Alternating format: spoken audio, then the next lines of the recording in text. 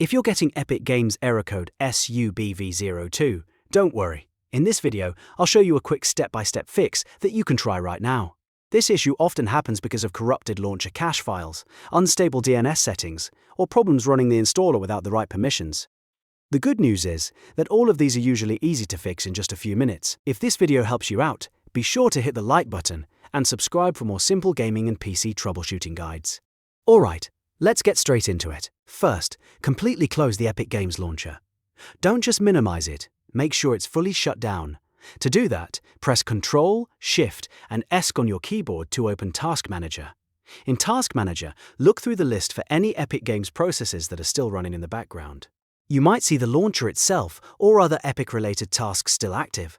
If you do, click each one and select End Task. This is important because leftover background processes can keep the launcher locked and prevent the fix from working properly. Once Epic Games is fully closed, we're going to clear the launcher cache. Press the Windows key and R together to open the Run dialog box. Type %local app data %, then press Enter. This will open your local app data folder, where many applications store temporary files.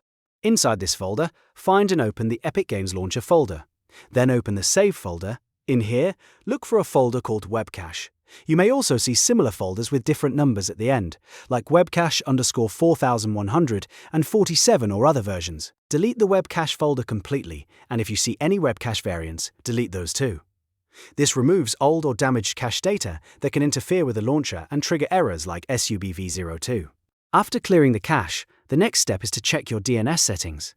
A weak or unstable DNS server from your internet provider can sometimes cause download issues, including failed signatures or corrupted data during installation. To change this, press the Windows key and R again. Type ncpa.cpl and press Enter. This opens Network Connections. Now right-click your active internet connection, whether it's Wi-Fi or Ethernet, and choose Properties. In the list of items, find Internet Protocol version 4, also known as TCP/IPv4. Double-click it to open the settings. Here, select Use the following DNS server addresses.